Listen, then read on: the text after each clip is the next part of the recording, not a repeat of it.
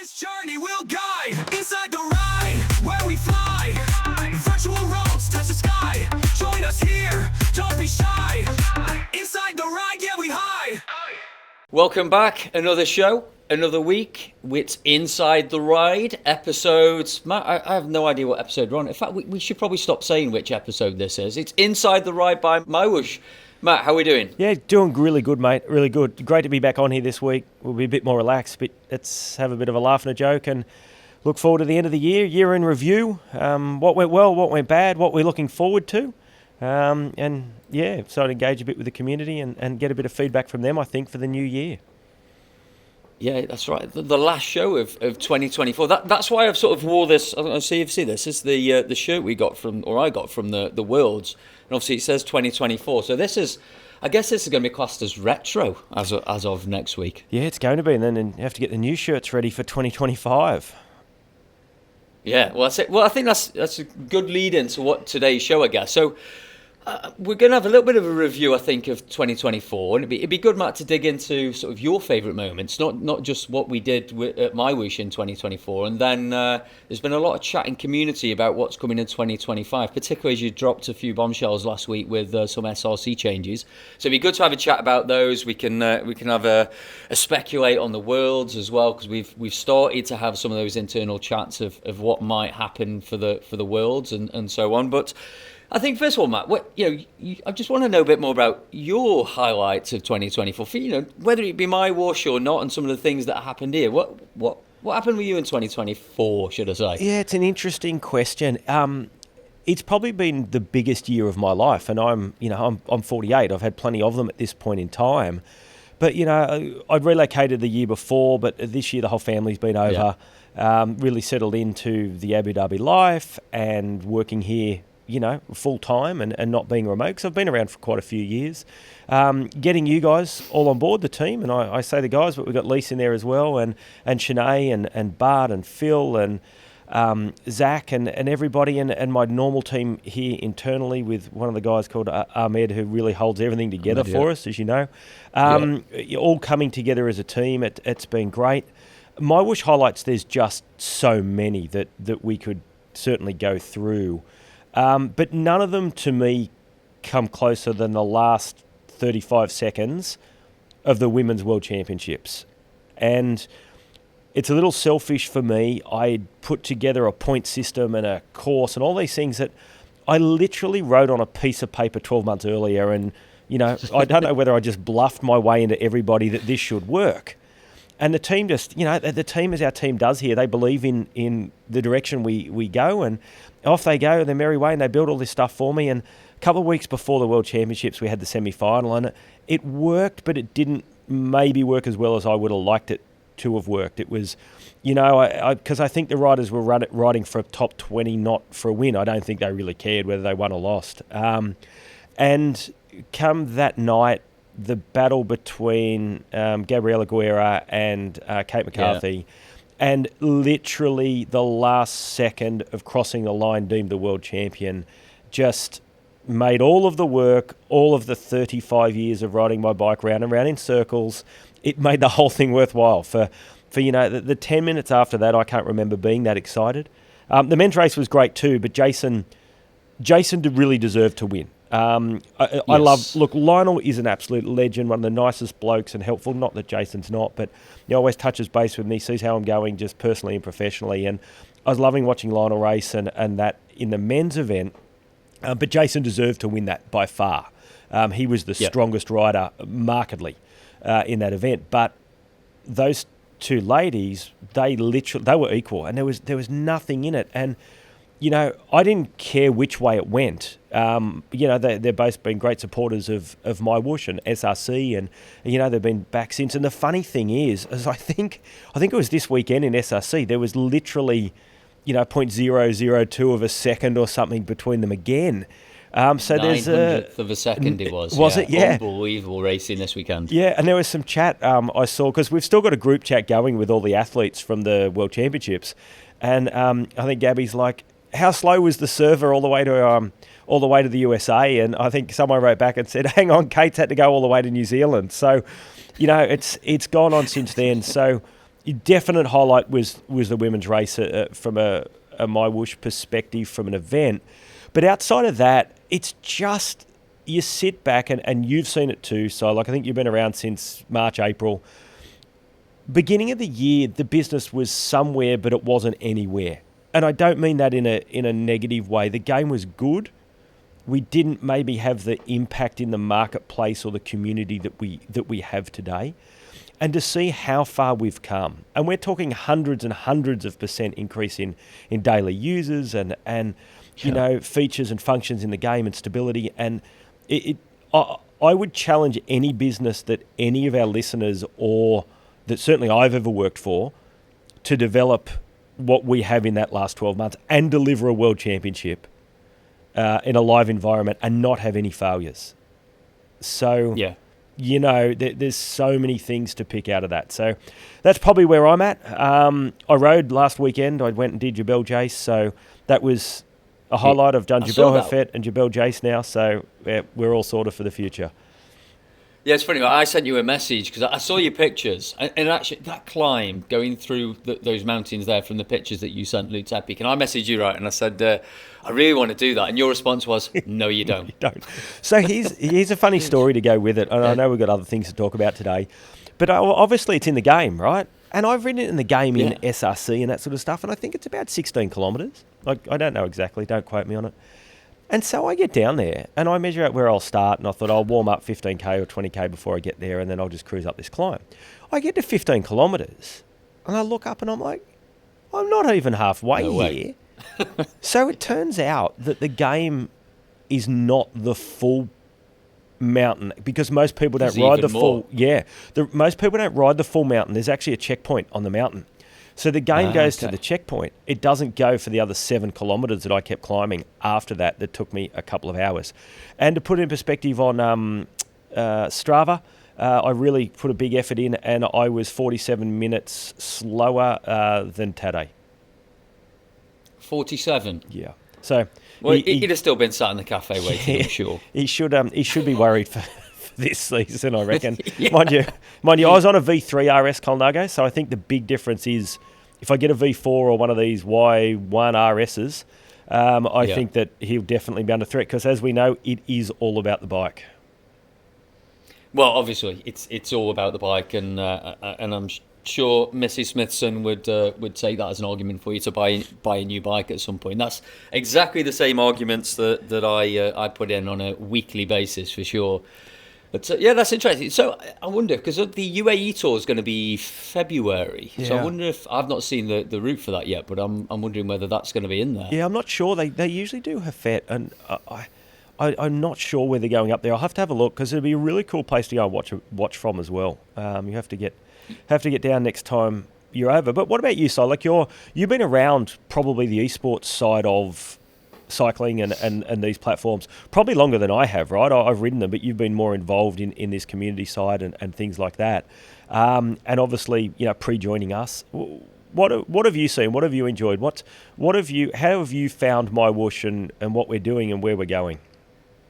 Yeah, it's a really interesting question. I was thinking about this, and I was actually talking with Emma, my wife, last night about this. And for me, just on a personal level, for me as well, bear in mind, I've had 14 years in the sort of corporate sector selling fitness testing equipment, to professional clubs and stuff. It was, for me now, just to be working in this space, and in particular MyWhoosh, where you and the team are just so passionate about the eSports side as well, is it for me a year ago or 2 years ago, or even, going back to 2017 when I first got on a sort of a cycling eSports space, to be thinking I'd be working in this space as full-time, riding, testing, doing things like this podcast, being at those world championships has just been a massive change for me. And it's sort of, there come those moments, I think, in your working life when, until you've made the jump or you've made that change and you look back, and you just like, you got this new energy. It just renews you when you're in such a, not that I wasn't in an exciting space before, but after 14 years, it's not the same feeling, right? Or it wasn't for me. So then being here and around the team in particular, that trip I took out to spend time with you and the guys back in October, just really it was just really energizing. And I think that's what I feel whenever I'm in the office, whenever I'm talking to the team, just that energy that it gives me, it sort of impacts the rest of your life as well, I think. Yeah. You know, for me, it's made the rest of the time I spend with the family and the time I spend outside on the bike, when you're doing something you really love and you're passionate about, it just lifts the whole life. And and I think the people around you and the team, and I'm not saying this because you're the boss and all those sorts of things, but it's not just you. Zach and Shawnee and all those people you've mentioned before. Just being around those people who've got the same passion, it's just a really positive place to be, and that's the sort of change on a personal level I've felt over the last 6 to 8 months. But I think when it comes to MyWhoosh, there's been that much change. Even to think it's only been 7 or 8 months and what's happened at MyWhoosh and the changes and the developments. You mentioned, what you see around the platform, the community and the numbers, but even if just logging on to the Facebook pages, and those social chats, and the amount of messages I get on a daily basis from community members saying, like last night we did the elimination race again, second week we've done this now. And there's just much more chat, and there's so much positivity, and there's so many people wanting to be involved and engaged and help and support, and those live sessions as well. And I think that I really look forward to doing those lives because you can engage. Yes, they can hear me audibly, but when you get people like Kev Stephen, he's pretty much in every live session going. I think the gains he's had from an FTP point of view. Yep. In Steve Scott, and there's some names that pretty much every time I log in and do a live, they're there, and there's so many. Yeah, it's funny. Just being able to have that chat and engage on that level it's just so cool. Yeah, just on that though, what I find, and maybe this is a challenge for us and part of this podcast and making some changes in 2025, is I find we've got a great team, we've all got this excitement, and it's not fake. Everybody can tell that, right? They saw us all doing cartwheels, I think, and all hugging each other. And I was hugging people I didn't know at the World Championships. I've got no idea. I think that's how we all got COVID after it. But we seem to have this highly engaged sort of racing, esporty sort of community out there, right? And I get 100 messages a week at least from people. I built some friendships up with people that I didn't know, ranging from Category 4 to Category 1. My wife's made friends. I've got friends in Australia that made friends all around the world. I saw Nikki Lloyd. We came to Abu Dhabi and met people from Colombia, and that's cool, right? It's awesome. But I still want to figure out, how do we get that feeling from our general community? How do we get those, tens of thousands, hundreds of thousands of people? How do we get them to share in this excitement? And I think that's our challenge for the next 12 months. How do we get them to send us a message? How do we get them on here? Like it's not just about that sort of. It feels sometimes like it's just this little bit of a club that's developed over time based around SRC, but there's so much more excitement and fun we need to share with everybody. Yeah. So I think our challenge is in the next 12 months to bring them on this journey a little bit harder than maybe what we have. It's really interesting. That was going to be my comment, right? Is because I mentioned this last week. I'm not involved directly with the SRC events. That's you and a couple of other members of the team from a verification and planning point of view.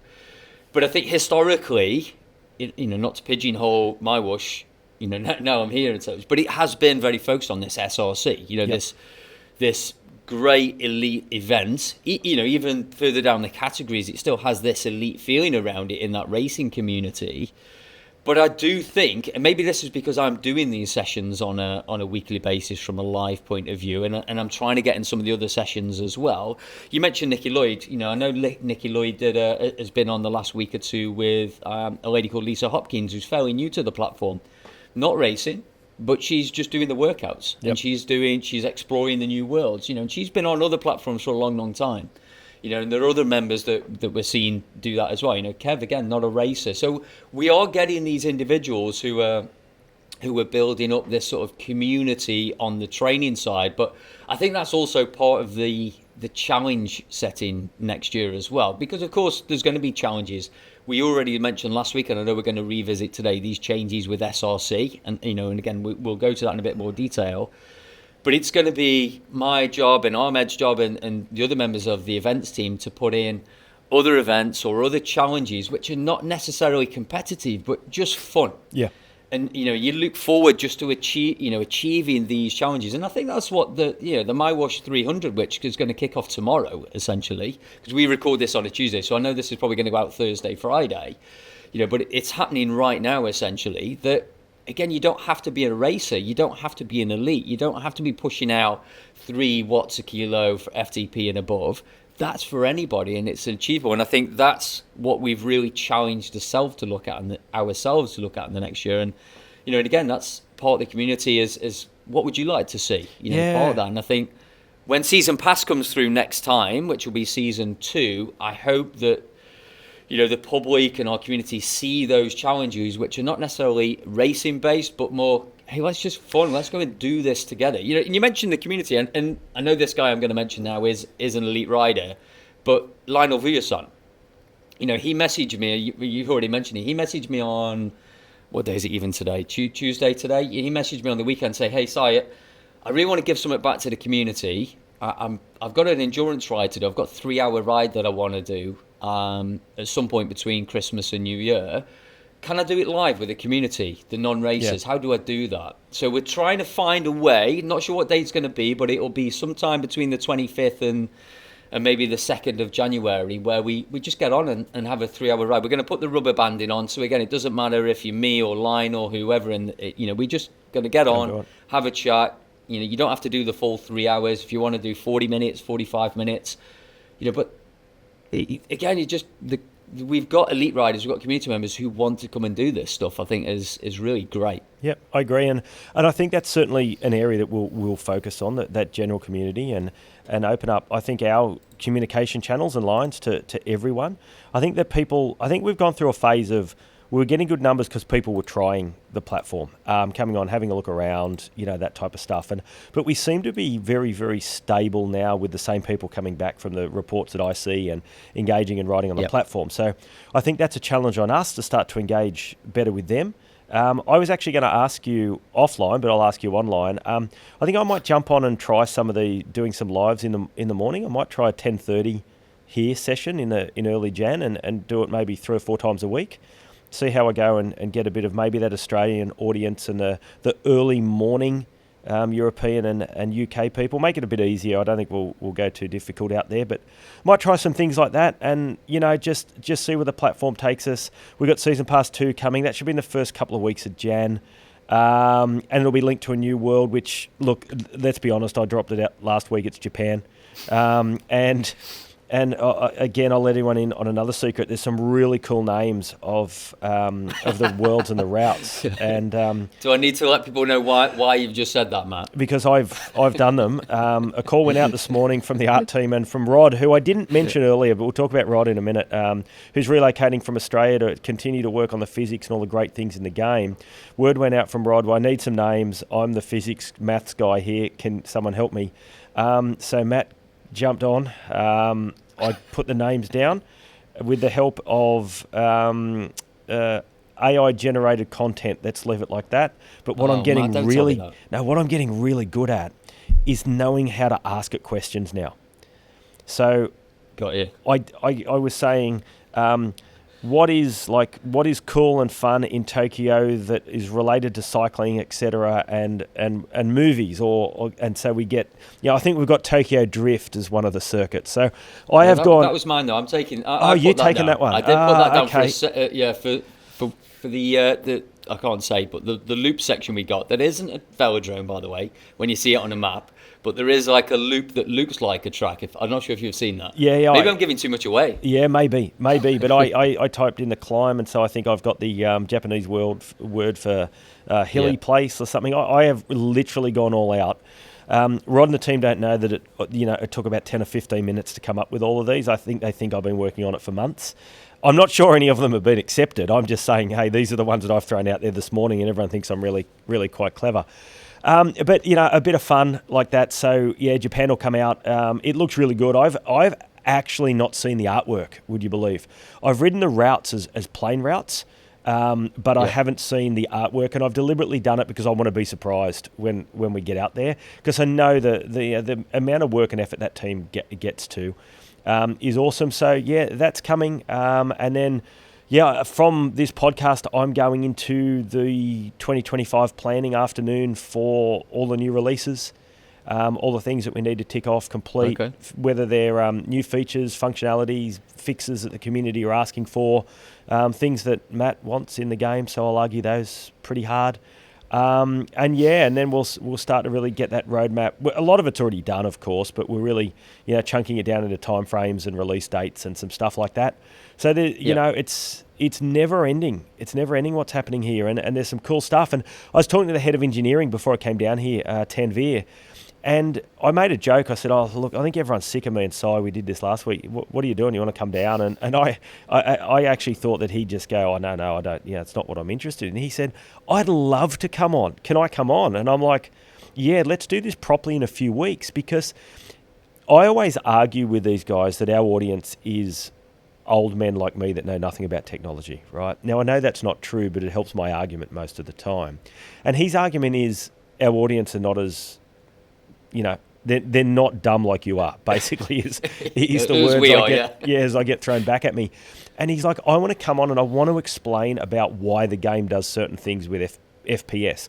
I've got no idea what FPS even is. All I know is all over the Facebook page I see, why is my FPS 12 and should be 9,000? And I look, so we're going to get Tanvir on, which I think will be really cool. I'm going to learn stuff in that podcast, and I think that'll be really popular with people as well. So I think we start to break this down, start to really engage and just make a bit more fun out of what we're doing. I think that's the goal in 2025, and I want to start riding my bike again.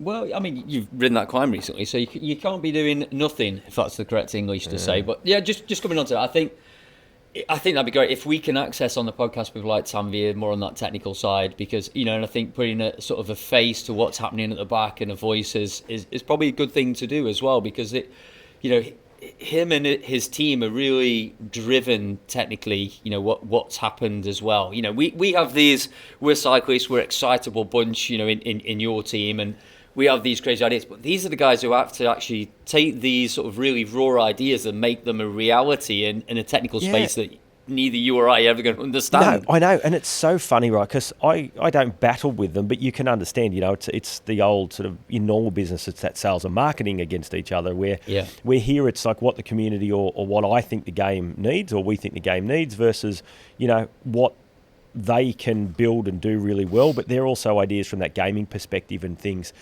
But it really dawned on me, firstly, they don't get the credit that they deserve, certainly for the World Championships, right? They put that together. They did all of that off a couple of conversations. It's not like we had 1,000-page documents. They just go away and listen to what we have to say and go and build it. But after that Tadej ride the other night that we did, where Tadej was live, I sat back in the chair because I was tired after riding for 30 minutes. And I sent Tanvir a message and I said, I need you to send this to your team. And I said, mate, I can't thank you enough for what you guys have built and developed here, because over time, this is game-changing for what we do. And none of us put that together or thought to do that. That's something they brought to across to me. And it's like, oh, yeah, we can do this. And I'm like, no, you can't. And they're like, yeah, we can do it. We figured it out. We know how to do it. It's the same as things like virtual shifting. I go, we need virtual shifting. And 3 days later, someone wanders over that I've never met before, says, hey, can you come and ride in the lab? I've got this virtual shifting working. And so, there's such cool people in the background. I do know the guy that did virtual shifting, by the way. That was just an example. Nickel does a great job on that stuff. But, that's what we need to bring into the community, into the chat, and all of those things, I think. Si? But well, maybe I think in particular, you spoke about that live, and we're quite light-hearted. We don't give the guys enough credit for that live, because that Tadej ride wasn't just great for us. It wasn't just changing for us and that, but the community, and not just the MyWhoosh community, but the cycling community, and anyone who is a fan of cycling or any of these riders, whether it be Peter Sagan or Tadej or whoever it might be, we always feel like we put these guys on a pedestal, right? And you follow them on social media, you watch them in these grand tours, but when have you ever ever in the past been able to engage with them live whilst riding around Hudariot virtually. When has that ever happened before? It hasn't. It hasn't. So I think that's a real game changer for cycling in general. Even kids, looking forward. We know that the Golden, Eric Rimborg and his colleague as well, are putting on these NSA kids events on the platform. We've got some announcements coming up with some junior National Federation Championships as well moving forward.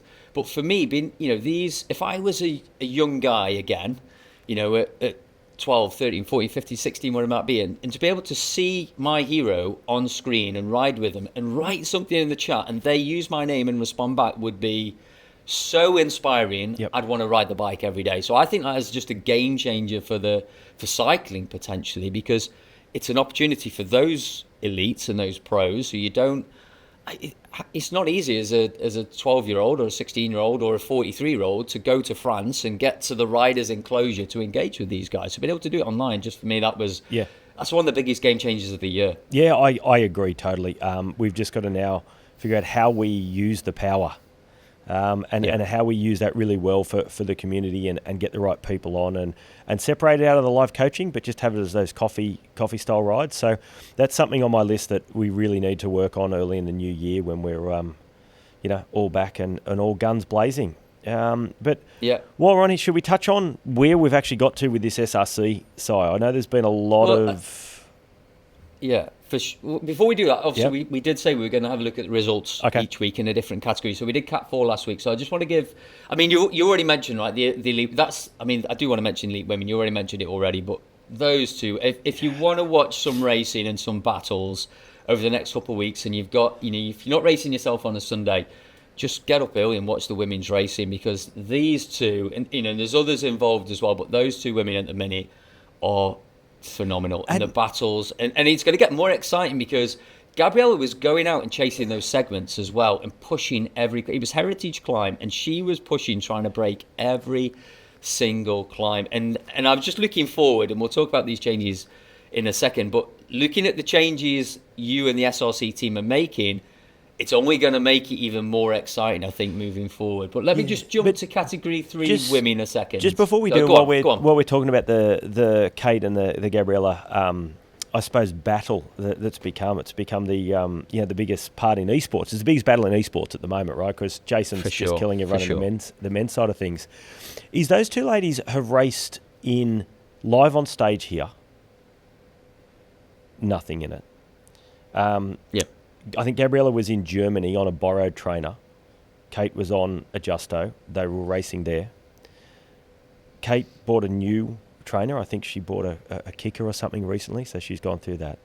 Gabriella's gone back to America and is back on her old equipment. So all these people that are let's just call them the naysayers around equipment and around testing and around all these sort of things, is these two ladies have been going head-to-head now for 10, 12 weeks, multitude of different equipment, different countries, and they're 0.009 of a second apart 10 weeks later. So, it stacks up all the verification processes, all of that stuff. No matter what we do, there's nothing in it. So, congratulations to both of them. They're really setting the scene for esports racing across the world. Like I actually want to watch them race now. Like I want to see the end of the women's race as a spectator. Because I want to go, what's happened this week? And I'm with you. I actually think Gabriella's coming big time here. So it might be early victories to Kate, but I think I'm on Gabriella for the next 6 to 10 weeks now.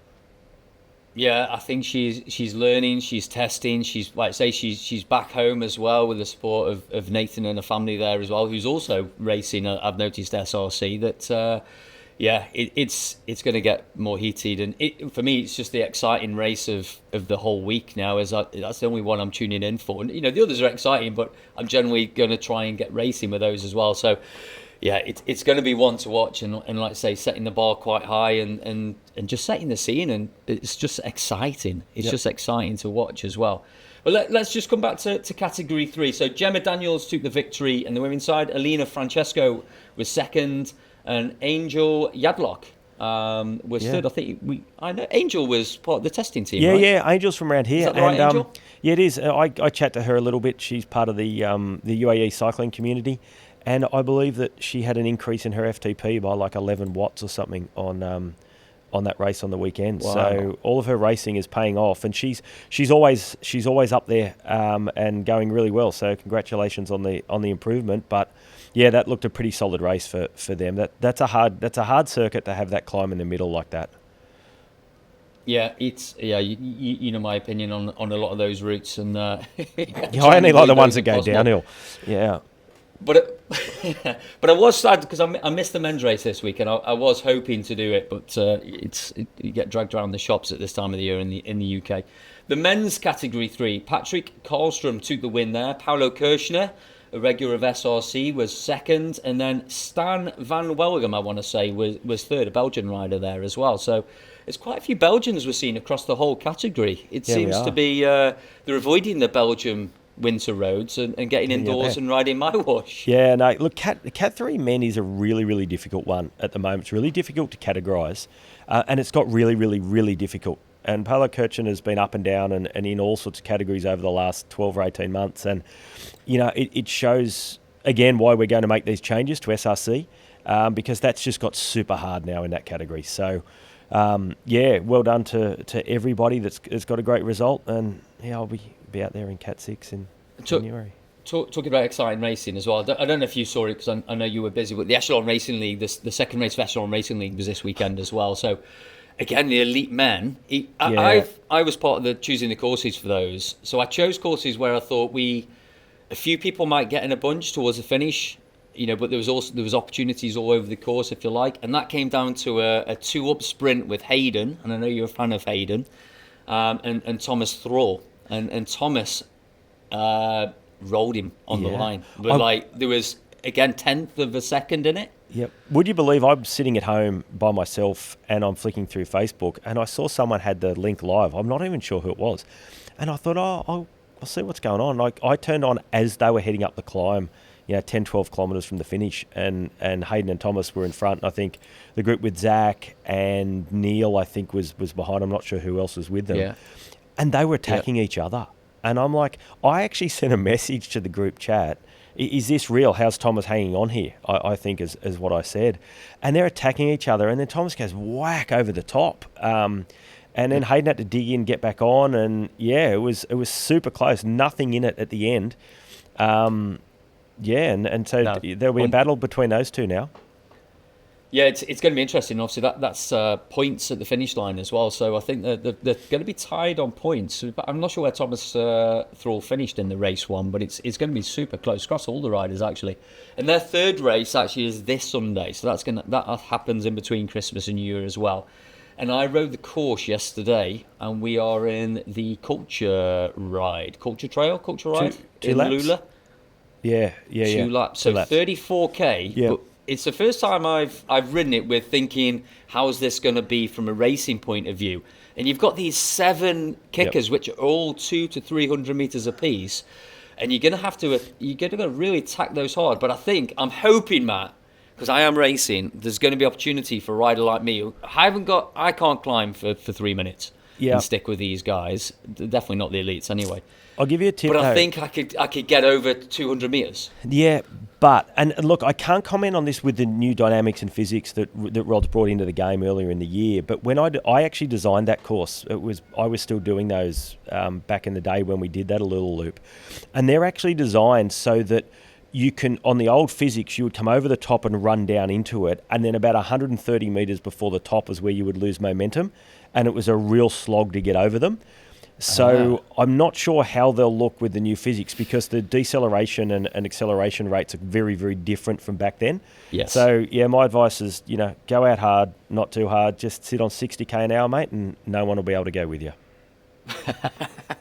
Yeah, easier said than done with my legs. Although I'm getting fitter. I don't know if you noticed, but I've got a new racing haircut. This is what happens, Matt. When I get fitter, I go short, because I think this is going to help to reduce the weight as well. So that's, I'm getting fitter when the hair goes shorter. Okay. But no, it should be great racing. And I think you're right, though. I was practicing all sorts. I actually did 3 laps in the end of that course just to practice those rollers. but you don't have the same momentum kicking over the top. So it's Right. going to be 7 sort of short, repeated efforts. It's going to be interesting racing, and I think that one's also going to come down to a sprint. So it'll be interesting across the categories. We've just mentioned SRC. Last week you mentioned some changes Yep. to SRC. Do we want to go into a little bit more detail? You got any more information you want to share from an SRC point of view now that the cat is out the bag? Yeah, look, I think we should.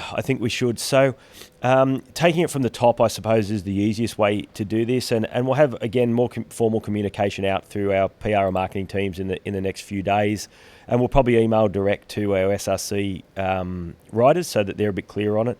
But we're moving to 6 categories. So, first and foremost, that's the number one change. We've had to do that because the spread of power is it's too big. If you're at the back of Cat 2, you're not competitive, but you put them back to Cat 3 and they annihilate Cat 3. So that's an example across majority of the women's Cat 3 and 4, maybe not as big a spread, but the rest of it's just got too much. So we'll put what I like to call, I suppose, wedge categories in between. So Cat 2 will become a lot stronger. Cat 1 will become a lot smaller, is what I'm thinking will happen. So, the back of Cat 1, top of Cat 2 will come together because there's no reason why they can't race. And I talked in detail with Zach about this, and Phil's the top of Cat 1 and Zach's pretty much the back of Cat 2. And depending on the courses, they're competitive against each other. So for sure. A bit of a baseline will get there. Back of Cat 2 and front of Cat 3 will sort of come somewhere around 3, and that'll roll back. I really, really want to keep Cat 6 to be more at that entry level. So for men, I really want to keep that below 3, 4 FTP. Can't guarantee that, but somewhere around there. So most people can jump on and they might struggle. If you're 2.8 watts a kilo, you're going to struggle, but you're not going to get absolutely annihilated and come in an hour behind like you would in current Cat 4 men. The women, I need the ladies' support out there. I really do. If we're going to do this and continue to invest and reward and all of that, we need to be able to fill up the numbers for 6 categories for women. Women's had huge growth in SRC, but to sustain those really big numbers, to sustain this, I need some more numbers out there. So hopefully bringing in Cat 5 and 6 makes that a little bit more attractive to some of the ladies, because again, it's just got too difficult. Like, my wife's 2.7, 2.8, as I know a few of the ladies that I rode with in Australia and things like that, and they are absolutely battling in Cat 4. So if we can knock that Cat 5 and 6 down a little bit and make it a little bit more that, you can come on, have a race, have some fun, like Cat 4 used to be. So I think that'll really help us from there. So that's change number 1. Change number 2 is top 10. So we've taken the prize money, and just to be honest how this works, and we've had a new formula. There's no extra prize money. We just spread that prize money. And when I say no extra prize money, I'm talking just for the top 10s in categories 1 to 4. We've just taken that top 5 prize money and spread that out throughout the top 10. And there's new prize money that was not in the pool for Cats 5 and 6, and they're top 10 as well. So that's fantastic. Okay. So there's prize money there for everybody. We've brought in that we're going to do prize money for the top 7 teams. Again, it's the current prize money structure spread across the 7. I just think that makes it a little bit more exciting. There's a lot of people that message me each week and go, "Oh, Matt, I can't get a team. Do you know anybody?" Well, if there's 7 out there, everyone should get a bit of a go at it. That's 35 people that are going to get teams prize money in each category. Like, I think that's it's huge. That's a huge thing to look at, right?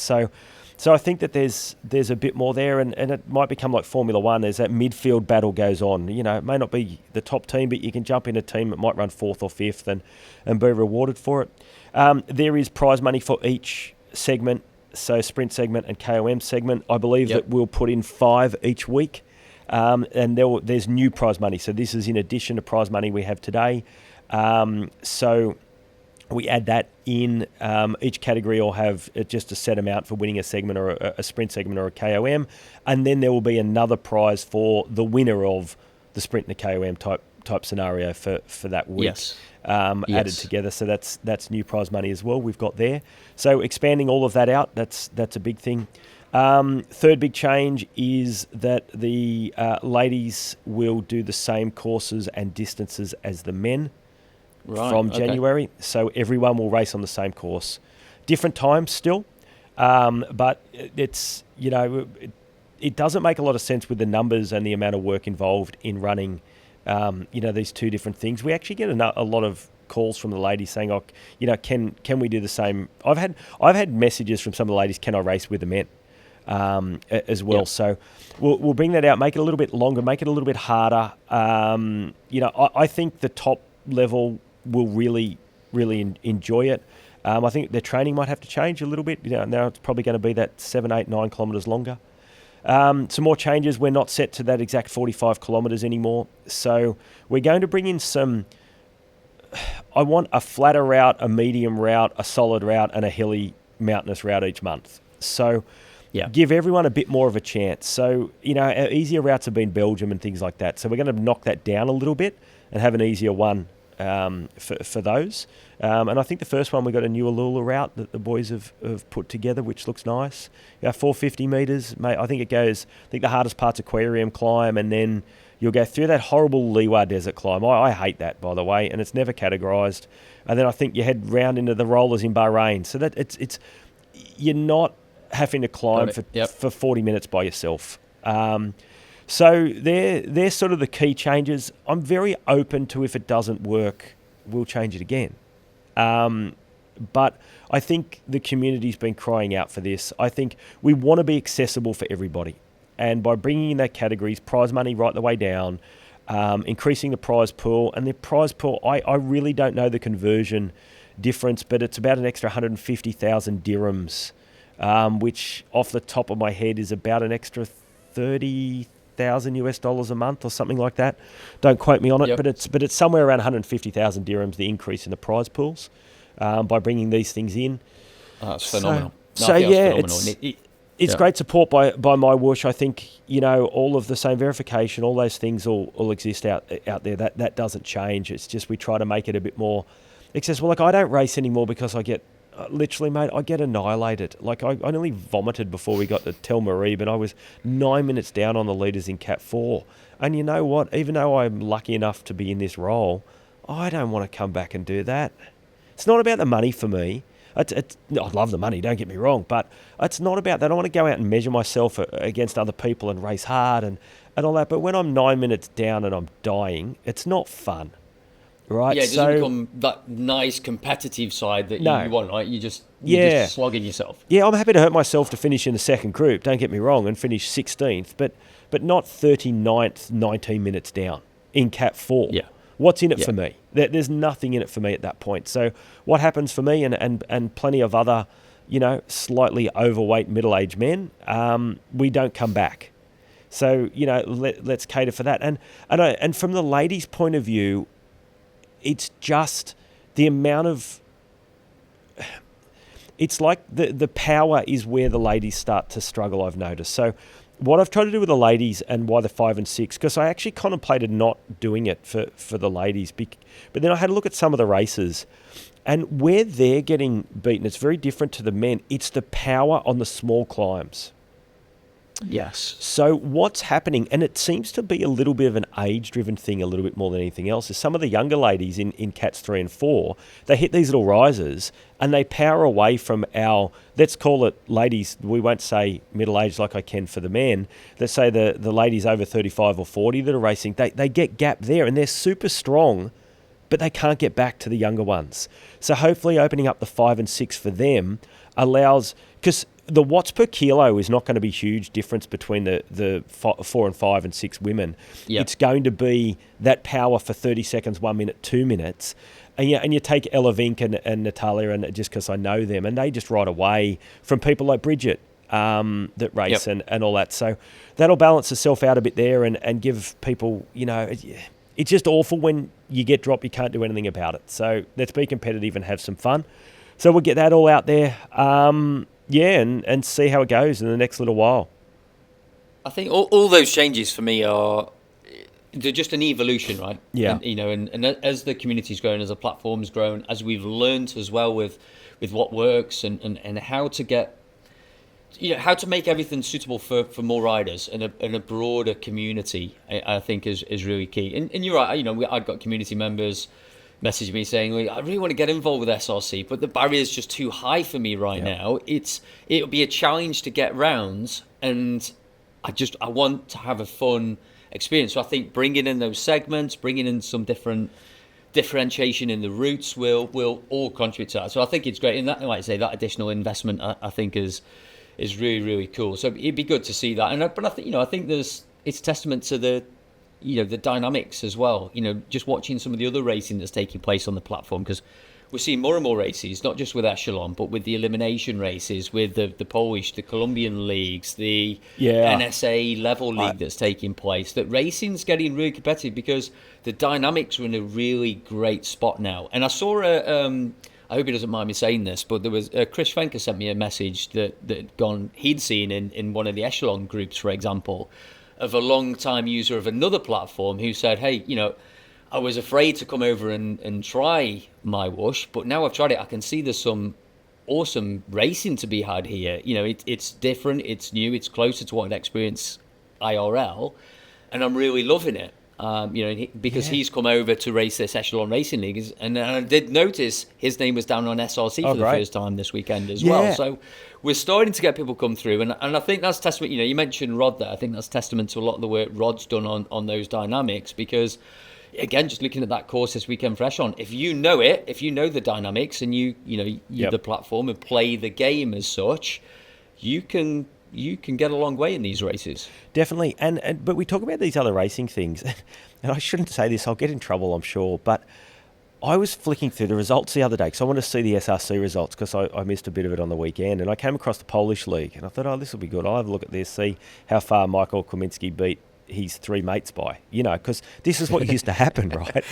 So I click on it, and there's like a page and a half of all these names that I can't pronounce, and flags. They're all Polish flags. And I actually said to the team, I said, did we make this up, guys? Or are they really getting 50 people, 60 people to this race? And they're like, it's unbelievable. There is that many people doing this stuff.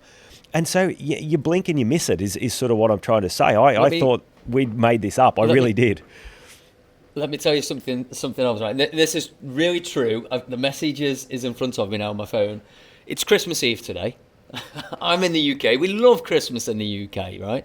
Wouldn't dream of doing anything on Christmas Day, training-wise. Michael messages me on Instagram this morning saying, "Hey, is it all right if I send you the registration sheet a little bit later tonight?" Yeah. I said, what for? When's your next race? He went, "Tomorrow, 25th. It's Christmas Day." He's like, "Yeah, I've got 46 riders." Yeah. I'm like, on Christmas Day, if I said to my wife, I'm going in the garage to race on Christmas Day, she'd use some harsh words, I can tell you. The last couple of years, Christmas Day, they're on it. Last couple of years, we've had SRC has been Christmas Eve or Christmas Day a couple of times, and New Year's Eve or New Year's Day. So this year's massive reprieve on that. So, you can imagine, you're turning up for the cash ride. I was still racing for money at that point. New Year's Eve, I'm racing. Me and Nick Spratt didn't go out. We rode together in the garage while everybody else is having a party outside. But yeah, look, these things are growing, Si, and it's a thanks to our community. It's a thanks to you guys. It's been a great evolution this last 12 months of what we've done and what we have done. That sounded terrible. But, I always look at the rate of change in Abu Dhabi and the things that have changed in this place in the 18 months, 2 years that I've been here. And I can understand why we are pushed so hard to continue the change and continue the growth. It's the environment that I live in and work in. Every time I drive into the city, there's a new bridge built. Every time I look out the window, they're starting a new high-rise. There's cranes. There's more high-rise cranes going on here in this city than there is in New York at the moment. It's out of control. Someone said to me that 53 years ago, this was basically a desert with tents. And what's happened in that last 53 years to today will happen again here in the next 5 to 8 years. And that's why we're doing what we're doing, because that's the mentality of living and working in the UAE and in Abu Dhabi. And it's why we're pushed, and I'm pushed to continue to deliver for not just the cycling community, but for the region. That's why we did the World Championships, the level that we did, and it's why we won't stop. So be very clear, everyone, this is not stopping. We are continuing this growth, and it will not change. Yeah, absolutely. I think that's a great point there to sort of wrap the show up, Matt. And it's been great to review sort of 2024, not just on a MyWhoosh level, but with what you and I have been doing as well. And we want to hear about your, the community's progress as well. So, tell us in the socials, what changes have you seen? I know there's been some great gains in FTPs and results and fitness. And, I spoke about how it's changed my life as well, and I know you've done shows, and I think there's a couple of YouTube videos out there of certain members who've had difficulties, who've used MyWhoosh as a vehicle to get themselves fitter, healthier, and change their lives as well. So yeah, been great opportunity to review, and I think you're exactly right. It's only going to continue to move forward, progress. That's why you're here, and myself and the team to do that.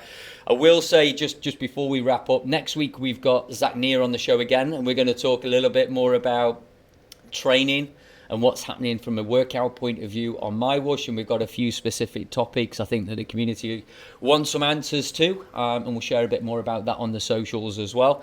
The events team, Matt, just want to quickly get this in before we wrap the show up, are building all the new events from January. We build in quarters for the new events, and we've added some new events in. So look out for a new event called Rampage Racing from January the 1st onwards. This is points racing, and there's going to be segments. I think we're looking at 4 or 5 segments per race, less than 20 kilometers, and the racing is designed that you don't have to go and cross the finish line first in the race. If you pick up enough segments along the way as fast as through, you could still win the race essentially. Mate, so all points racing.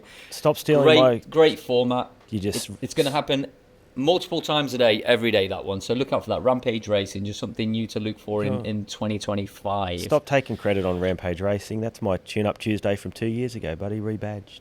Yeah, but we've renamed it. Okay. We've renamed it without the help of AI, may I add. It's got a heaps better name now. And one last one from me. My commitment is to get handicap or chase race racing up and going this year. I believe it is the ultimate eSports way that we can all race together. I've just got to spend the time with you, and we've got to figure all this out and how we do it well. I'd love for Sunday Race Club to be a chase race one day. Like, I'm not saying that's going to happen, but that's where I'd love this to be, that we're all racing for this huge prize in all these groups. And, I just, that's my ultimate, and I want to get that done in 2025. So, all right, thanks everyone. I'll finally say goodbye. Yeah, wishing everyone a great Christmas and New Year, and we'll see you back again for another Inside the Ride by MyWhoosh in 2025. On this journey we'll guide inside the ride where we fly. Virtual roads touch the sky. Join us here, don't be shy. Inside the ride, yeah, we